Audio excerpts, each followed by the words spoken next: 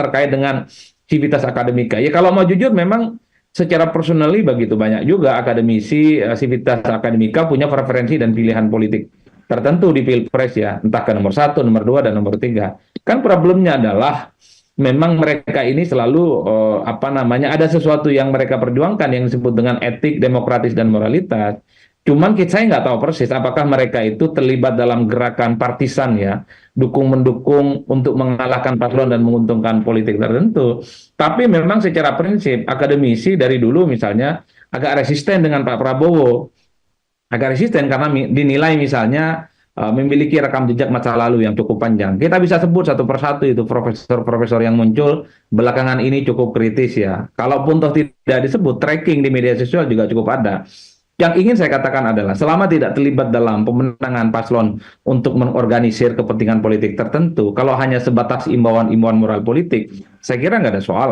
Di negara-negara maju seperti di Amerika, profesor-profesor bahkan mahasiswa dan akademisi itu memang berada dalam posisi barisan politik pendukung tertentu dan mereka bangga dan mereka juga melakukan kerja-kerja politik. Saya Obama, saya Donald Trump misalnya, saya Hillary, saya Donald Trump, itu biasa mereka lakukan. Bahkan mereka itu door to door campaign, mengkampanyekan jagoan yang mereka usung di pilpres. Bahkan mereka juga declare mendukung salah satu partai politik tertentu. Saya Partai Republik, saya juga Partai Demokrat, nggak ada soal. Ya, tapi Selama menjadi itu dilakukan dalam kaidah-kaidah demokrasi, bagi saya itu biasa saja. Nah, yang utama adalah ini yang paling penting menurut saya, Mas.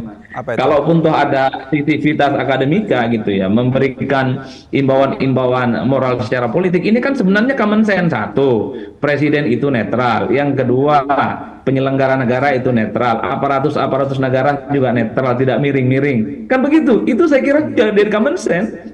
Yang menjadi tidak common sense itu karena seakan-akan pernyataan-pernyataan guru besar civitas akademika ini hanya menghantam salah satu paslon dan tidak menghantam yang lainnya. Siapa yang merasa dihantam? Pak Jokowi. Lalu turunannya siapa yang merasa dirugikan? Pak Prabowo Subianto dan Gibran. Kan itu jalan ceritanya. Jadi seakan-akan civitas akademika ini anti 02 dan mereka ini sangat terafiliasi dengan satu dan nomor 3. Itu sah saja sebenarnya sebagai sebuah tafsiran politik. Tapi masalahnya gini, Mas Adi, apa mempan petisi-petisi yang sampai sekarang sudah dinyatakan oleh 3 universitas ya? Karena kalau kita lihat responnya dari Pak Jokowi adalah membiarkan saja, biarkan warga mengkritik, itu hak demokrasi, nggak mempan juga kelihatannya, Mas Adi. Ya kan kalau mau jujur mempan nggak mempan harus uji lapangan secara politik, Mas. Jangankan soal petisi guru besar, soal civitas akademika ya. Persoalan MK ini kan juga tidak terlampau merembes ke lapisan struktur terbawah masyarakat. Hanya misalnya 39% yang merasa tahu dan kenal terkait dengan bagaimana informasi yang terkait dengan putusan MK. Apalagi yang terkait dengan imbauan-imbauan civitas akademika.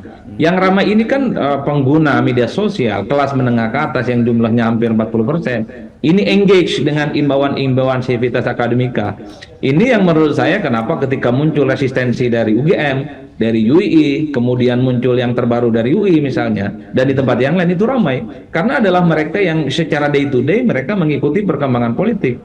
Apakah ini berdampak secara signifikan secara elektoral? Nanti dulu. Jadi harus diterjemahkan kepada rakyat. Kalau rakyat menganggap ya kerja-kerja politik lapangan yang isinya adalah kampanye tentang betapa presiden yang berpihak kepada Prabowo itu menggunakan cara-cara tidak etis secara demokratik itu dianggap penting sebagai alasan memilih utama, ya tentu ini menjadi ancaman. Tapi justru sebaliknya, jangan-jangan rakyat di bawah yang 60% tingkat pendidikannya rendah, ekonominya rendah, menganggap datang ke TPS itu nggak ada urusannya dengan petisi para akademisi. Yang mereka lihat adalah bantuan sosial. Yang mereka lihat itu adalah kebijakan-kebijakan populis yang dibuat oleh presiden, Mas.